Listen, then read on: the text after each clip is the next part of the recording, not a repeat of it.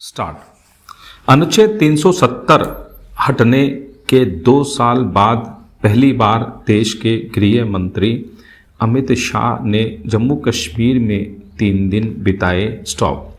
उन्होंने सुरक्षा हालात का जायजा लिया, जवानों के साथ आम नागरिकों का हौसला बढ़ाने का प्रयास किया, केंद्रीय रिजर्व पुलिस बल के जवानों के साथ कैंप में खाना खाया, वहां ठहरे और हाउस बोट फेस्टिवल का उद्घाटन भी किया। यानी देश को यह बताने का प्रयास किया कि केंद्र सरकार कश्मीरी जनता के साथ खड़ी है। यह अच्छा प्रयास है। पहले भी ऐसे प्रयास होते रहे हैं। लेकिन अब बारीकी से इस बात की समीक्षा होनी चाहिए कि अनुच्छेद हटने के 2.25 साल में हमने क्या पाया, क्या है जो अब भी करना बाकी है, क्या बीते 27 माह में वाकई कश्मीरी जनता अपनी सोच में बदलाव ला पाई है। अगर हाँ तो अच्छी बात है, लेकिन सोच में बदलाव पूरी तरह नहीं आया तो इसके क्या कारण रहे। कश्मीर भारत का अभिन्न अंग है, यह सब जानते हैं, लेकिन देशवासियों को यह महसूस भी होना चाहिए। पिछले सालों में कश्मीर में वह सब हुआ जो पहले शायद नहीं हो पाया था। सवाल अनुच्छेद 370 हटने का ही नहीं है। आतंकवाद को बढ़ावा देने में सहयोग करने वालों पर छापेमारी हुई, गिरफ्तारियां भी हुई, अलगाववादी संगठनों पर भी कार्रवाई हुई। देश के खिलाफ काम करने वाले अनेक सरकारी कर्मचारियों को सरकारी सेवा से हटाया भी गया। हवाला के जरिए आतंकियों तक पैसे पहुंचाने वालों पर भी शिकंजा कसा गया। इसके नतीजे भी सामने आए हैं। गृह मंत्री ने 3 दिवसीय दौरे के दौरान अनेक मुद्दों को समझा होगा। कश्मीर को देश की मुख्य धारा से जोड़ने के लिए और क्या कदम उठाए जाने चाहिए, इस पर भी विचार विमर्श किया होगा।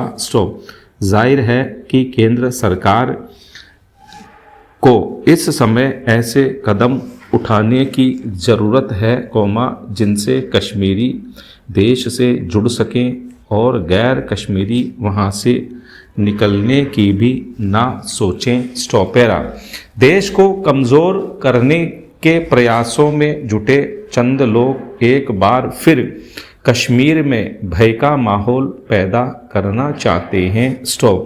कश्मीर मुद्दा संवेदनशील है, देश की जन भावना से जुड़ा है। इसको लेकर राजनीतिक लाभ उठाने के प्रयासों से भी बचने की ज़रूरत है, क्योंकि इसका फ़ायदा उठाने की कोशिश देश विरोधी ताकतें करती हैं। कश्मीर को लेकर भले ही पहले ही बहुत राजनीति हो चुकी है, ज़रूरी लगे तो अब तक के हालात की जानकारी साझा करने के लिए सर्वदलीय बैठक भी बुलाई जा सकती है, ताकि सभी को विश्वास में लिया जा सके।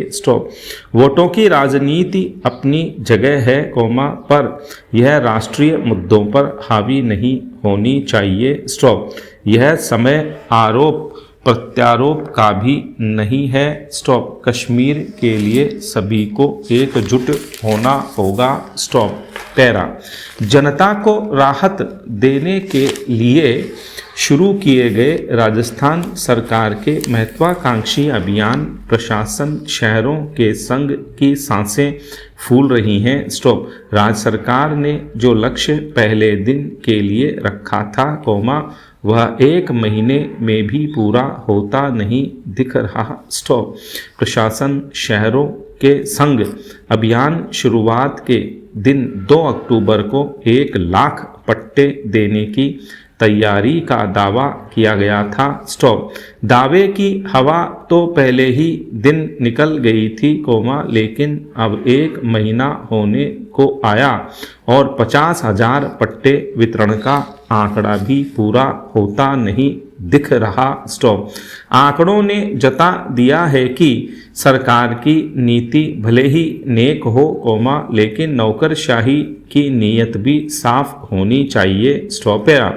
जब तक नौकरशाह अपने मन से आम जन को राहत पहुंचाने के लिए तैयार नहीं होंगे, तब तक सरकार की जन कल्याण की भावना साकार नहीं हो पाएगी। स्टॉप। सरकार से जनता की आस भी अधूरी रह जाएगी। स्टॉप। प्रदेश में सरकार इस अभियान को एक महोत्सव की तरह चलाना चाह रही है। स्टॉप।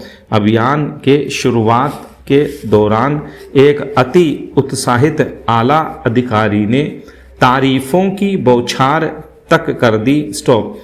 ऐसा लग रहा था कि नौकरशाही इस अभियान को जनता का ही नहीं, अपना अभियान मानकर जुट जाएगी। स्टॉप। लेकिन 18 दिन बाद जब मुख्यमंत्री अशोक गहलोत ने अभियान की समीक्षा बैठक बुलाई, तो वे हतप्रभ रह गए। स्टॉप।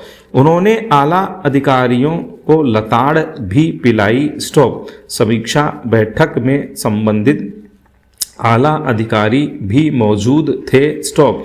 नौकरशाहों के लिए इससे शर्मनाक क्या होगा कि हालात जान मुख्यमंत्री ने शिविरों में खुद निरीक्षण करने के लिए कह दिया। स्टॉप। वहीं नगरीय विकास मंत्री शांति धारीवाल तक को लगातार औचक निरीक्षण करने के निर्देश दिए। स्टॉप।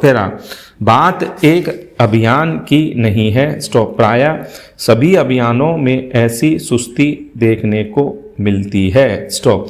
केवल मुख्यमंत्री या मंत्री को ही नहीं, जगह जगह स्थानीय जनप्रतिनिधियों को भी अधिकारियों पर नज़रें रखनी होंगी और अपने मतदाताओं को लाभ दिलाने की ईमानदार कोशिशें करनी होंगी। स्टॉप। जाहिर सी बात है कि मतदाता अधिकारियों से अधिक उम्मीद अपने चुने हुए प्रतिनिधियों से करते हैं। स्टॉप। अधिकारी नहीं सुनते, तो वे उनके दरवाजे पर ही दरख्वास्त लेकर आते हैं। स्टॉप। नौकरशाहों को भी खुद को जन सेवक मानना होगा और जॉब की फीलिंग छोड़ सर्विस की भावना अपनानी होगी, तभी अंतिम व्यक्ति तक उनकी नज़रें जा सकेंगी। स्टॉप।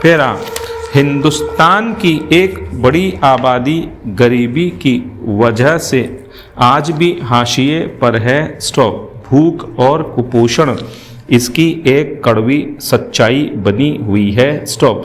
कुपोषण के खतरे के बीच ही पोषण की अधिकता अलग ही महामारी का रूप लेती जा रही है। स्टॉप। कुपोषण पर आते रहने वाले ज़रूरी अध्ययनों और मीडिया की खबरों के बीच हमारे नीति नियंताओं का ध्यान इस ओर जाता ही नहीं, जबकि यह भी एक तरह का कुपोषण ही है। स्टॉप। कुपोषण के इस दोहरे बोझ का तत्काल निवारण करने की आवश्यकता है। स्टॉप। साथ ही यह भी सुनिश्चित करना जरूरी है कि सामान्य कुपोषण दूर करने के प्रयास समस्या को नहीं बढ़ाएं। स्टॉप। इस संदर्भ में खान पान की आदतों की भूमिका महत्वपूर्ण है। स्टॉप। हमारे देश में सामाजिक और सांस्कृतिक रूप से गहरी मान्यता है कि ज़्यादा कैलोरी, ज़्यादा एनर्जी, ज़्यादा वसा, फैट और ज़्यादा चीनी वाले खाद्य पदार्थों का सेवन खासकर बच्चों और किशोरों को हिष्ट पुष्ट बनाता है। स्टॉप। हालांकि तथ्यों से यह स्पष्ट रूप से साबित हो चुका है कि अधिक मात्रा में लिए गए इस तरह के आहार गैर संक्रामक रोगों को बढ़ावा दे सकते हैं। स्टॉप। हम संतुलन तभी रख सकते हैं जब हमें पता हो कि भोजन कैसा और कितना ज़रूरी है। स्टॉप।